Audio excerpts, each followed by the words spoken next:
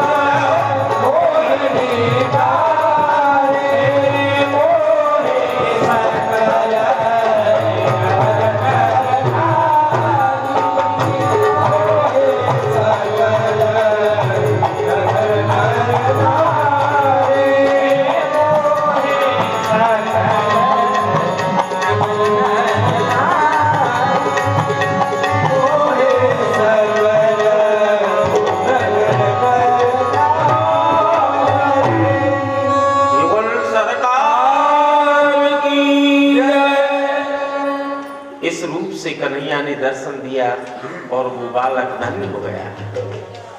सज्जनों, मैया के पेट में वो बालक कन्हैया से बात करना चाहता है, तब तक तो गोपाल जी अंतर ध्यान हो गए, खो गए, चले गए। बच्चे का जन्म हुआ और नाम पड़ा परीक्षित। गुरु परीक्षित महाराज की जय।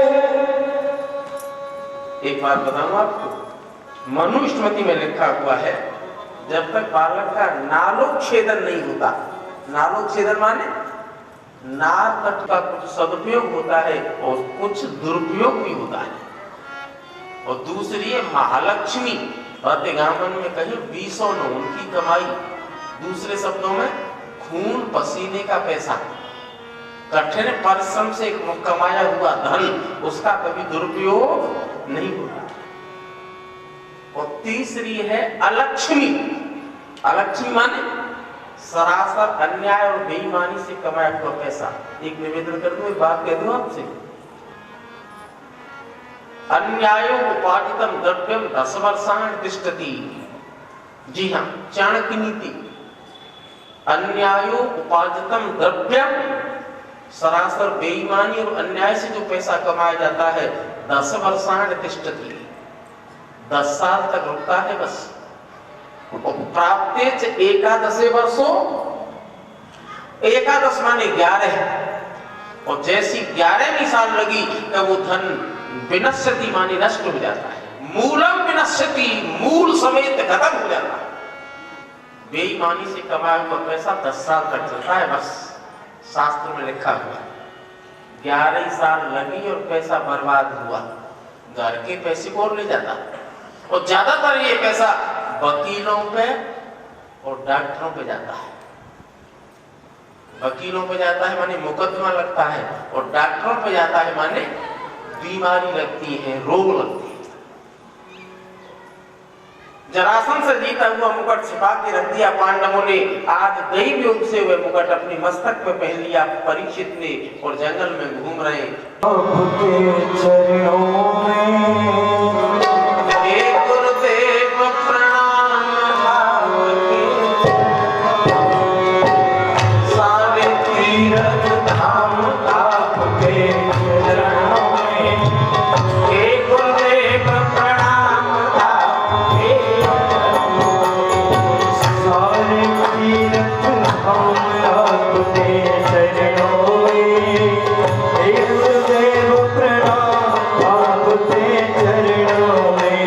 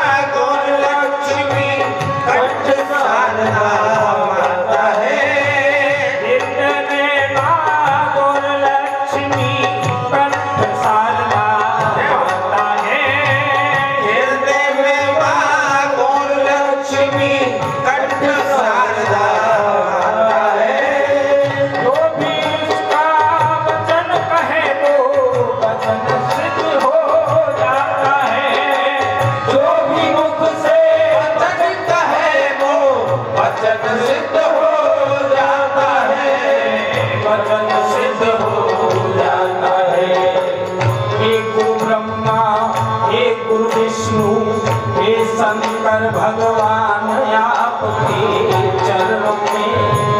हे गुरुदेव प्रणाम, आपके सारे तीर्थ धाम आपके चरणों में। हे गुरुदेव प्रणाम, आपके चरणों में। सारे तीर्थ धाम आपके चरणों में। हे गुरुदेव प्रणाम, आपके चरणों में।